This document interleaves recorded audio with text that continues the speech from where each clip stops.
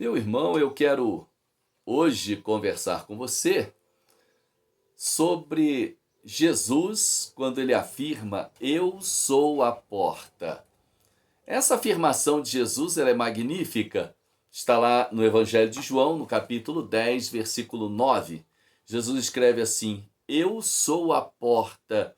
Se alguém entrar por mim, será salvo. Entrará e sairá e achará pastagens. Em João capítulo 10, versículo 9, Jesus descrevendo isso, ele está fazendo uma referência muito interessante daquilo que acontecia na sua época.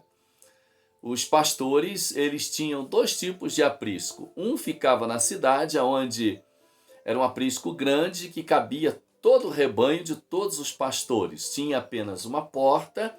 Esta porta tinha uma chave que ficava trancada e ela ficava na posse do chamado porteiro. E também qualquer pastor que ali chegasse, o porteiro que estivesse de plantão, ele abria a porta e o pastor deveria chamar as ovelhas por aquela porta pelo seu nome. E elas vinham e o pastor então as conduzia aos pastos verdejantes. Quando não era possível, nos tempos quentes em que os pastores ficavam nas montanhas, nessas mesmas montanhas os pastores construíam apriscos em grutas ou pequenas cercas, aonde ficava o pastor à porta. Ele se deitava ali à noite, colocava as ovelhas para dentro do aprisco e não tinha porta. Na verdade, o pastor era a porta. Jesus, quando ele está dizendo eu sou a porta, ele está fazendo justamente esta afirmação. Ele está fazendo uma comparação entre ele ser a porta e as ovelhas passarem por ele. Então o Senhor está dizendo que ele é a porta das ovelhas, é aquele que entrar por ele será salvo. Entrar significa ter acesso à presença de Deus, significa estar com Deus. E o Senhor usa a porta como símbolo da nossa entrada para a vida eterna, querendo dizer que aquele que passar pela porta deve se submeter a todas as condições estabelecidas pelo proprietário da casa, do aprisco. Essa porta ela é estreita. Lá em Mateus, no capítulo 7, nos versos 13 e 14, o Senhor Jesus diz: Entrai pela porta estreita, larga é a porta, espaçoso o caminho que conduz para a perdição, e são muitos os que entram por ela. Porque estreita é a porta e apertado o caminho que conduz para a vida, e são poucos os que acertam. O que Jesus quer dizer é que a porta estreita, não porque Deus quer dificultar o acesso à salvação, não. Ele não quer dificultar a nossa entrada, ao contrário, ele quer que todos passemos por ali.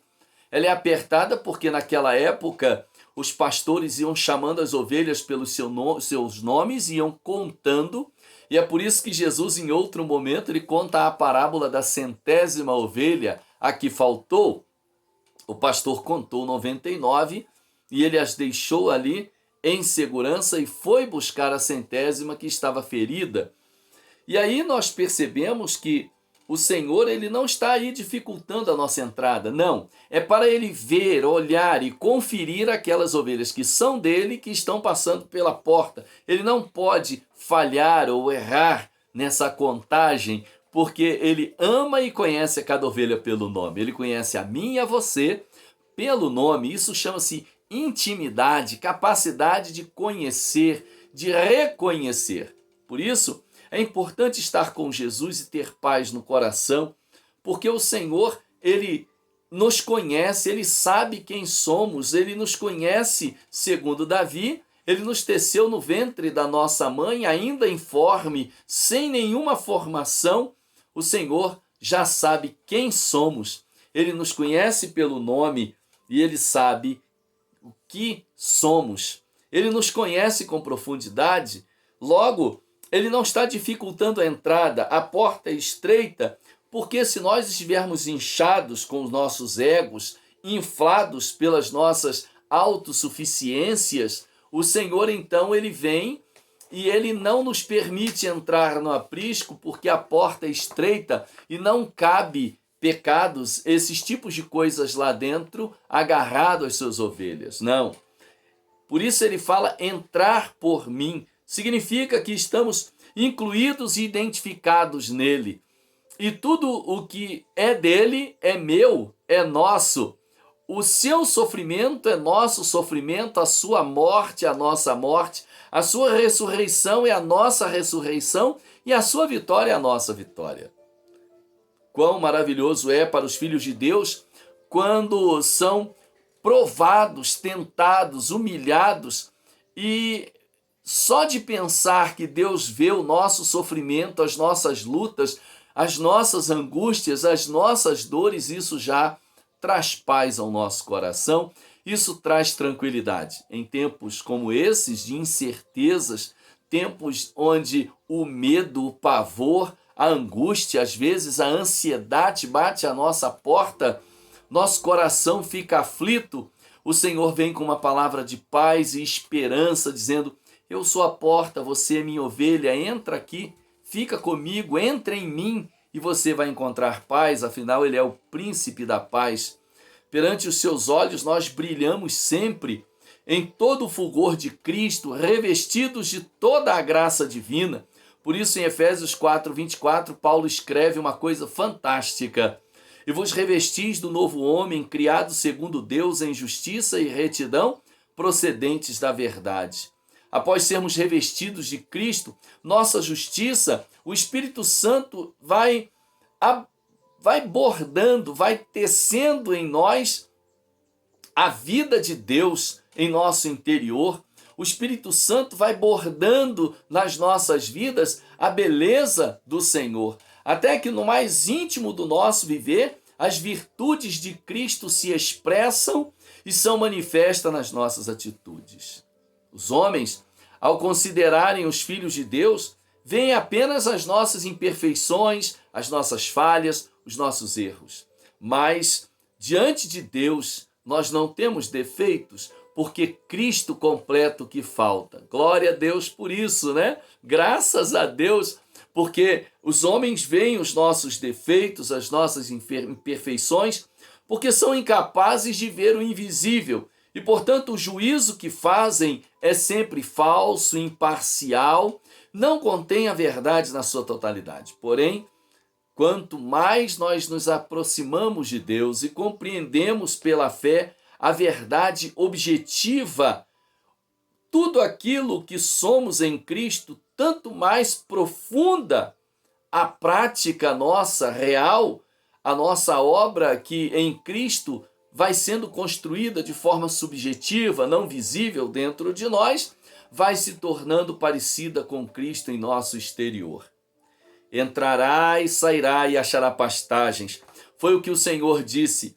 Ele é a porta das ovelhas, ele é para as ovelhas a autoridade que lhes permite entrar e sair do aprisco e estarem guardadas a salvo das dificuldades. Ah, que bênção é ter o Senhor em nossas vidas e nós estarmos bem guardados por Ele. Entrando lá, estamos salvos, podemos entrar e sair. Não é entrar e voltar, é entrar e sair no sentido de entrar e ter descortinado uma nova realidade diante dos nossos olhos. As ovelhas de Jesus, elas agora estão libertas. A sua segurança depende dos cuidados pessoais do bom pastor. Nesta liberdade, elas se alimentam das boas e ricas pastagens que ele lhes oferece em seu amor. Ele faz repousar em pastos verdejantes, nos leva junto a águas tranquilas onde podemos descansar, refrigera nossa alma, guia pela vereda da justiça por amor do seu nome. É isso que Davi afirma no Salmo 23, nos versos 2 e 3. Numa palavra, já não é mais agora aquela por imposição de uma lei, por uma obrigação. Vivemos agora pela palavra do bom pastor que nos chama pelo nome, que nos conduz para fora de uma realidade maligna e do pecado, para vivermos em paz com Deus. Por isso, em Cristo, gozamos de uma plena liberdade, de uma completa liberdade. Se, pois, o Filho vos libertar, verdadeiramente sereis livres. João 8,36. Agora somos livres da maldição da lei, do pecado, livres da morte eterna, livres do domínio do pecado, da escravidão de Satanás, e agora vivemos nos braços do Senhor, nos cuidados do Mestre. Lá em Gálatas capítulo 3, versículo 10, Paulo escreve: todos quantos, pois, são das obras da lei estão debaixo de maldição, porque está escrito: maldito todo aquele que não permanece em todas as coisas escritas no livro desta lei para praticá-las. Por isso que o Espírito Santo declara isto para todos, não importando se judeus ou não, se crentes salvos ou nominais, não interessa. Todos os que estão sobre o terreno ou o princípio das obras estão debaixo de maldição. Só aqueles que creem em Jesus Cristo como seu Salvador são libertos desta maldição. Qual maldição? A perdição eterna. Estar totalmente condenado, sem Deus, sem salvação. Lá em Romanos capítulo 6, no verso 23, diz que o salário do pecado é a morte, mas o dom gratuito de Deus é a vida eterna em quem? Em Cristo Jesus. Em Romanos capítulo 3, no verso 23, Paulo escreve: porque todos pecaram e longe estão da graça de Deus, da misericórdia de Deus. Como é que faz então para estarmos debaixo da graça, da misericórdia de Deus? Estamos longe da glória de Deus. É simples, basta você tomar Jesus como seu caminho de acesso. Ele é a bênção de Deus para a salvação. Cristo é o objetivo eterno, o centro do universo, a revelação final, o deleite do coração de Deus. Ele nos bastará durante os incontáveis séculos e séculos. É o Deus encarnado, como João coloca no capítulo 1, do versículo 1, que o Verbo se fez carne e habitou entre nós. Ele pode satisfazer o nosso coração para sempre, pode satisfazer agora e no futuro. Podemos estabelecer como princípio imutável que aquele que está em Cristo não tem lugar para nada em seu coração. Ele está completo. Cristo é a sua maior riqueza, porque em tudo fostes enriquecidos nele, em toda palavra, em todo conhecimento. Paulo escreve isso na primeira carta aos Coríntios, capítulo 5. O apóstolo Paulo encontrou o seu mais intenso e prazer profundo em repetidamente falar com exuberância sobre a pessoa de Cristo. Tinha achado em Jesus tudo quanto necessitava para todo sempre. A glória da pessoa do Senhor Jesus Cristo havia em seu coração eclipsado completamente. Paulo estava então em glórias celestes, ainda que vivendo na terra. Mas o que para mim era lucro, isto considerei perda por causa de Cristo. Sim, deveras considero tudo como perda por causa da sublimidade do conhecimento de Cristo Jesus, meu Senhor, por amor do qual perdi todas as coisas e as considero como refúgio para ganhar a Cristo, como está lá em Filipenses 3, 7 e 8, Paulo escreve. O Senhor Jesus veio para nos dar vida e vida em abundância, vida que nasce da morte, vida que saiu do túmulo, vida que ressurgiu. João 10, 10, eu vim para que tenham vida e a tenham com abundância. O verdadeiro servo de Deus manifesta a vida de Cristo enxertada nele. Assim como lá em capítulo 15 do Evangelho de João fala: eu sou a videira verdadeira e vós as varas. Somos então varas que partem de um Cristo que é a videira, que é a árvore principal. Assim, o Espírito Santo, segundo seus desígnios eternos, vai gerando em nós uma graça soberana. Se não há revelação de que a única porta de entrada é a pessoa de Cristo, fatalmente seguiremos um caminho de morte, seguiremos os nossos próprios caminhos, as nossas próprias ideias, e o fim não será bom, será trágico, será de perdição eterna.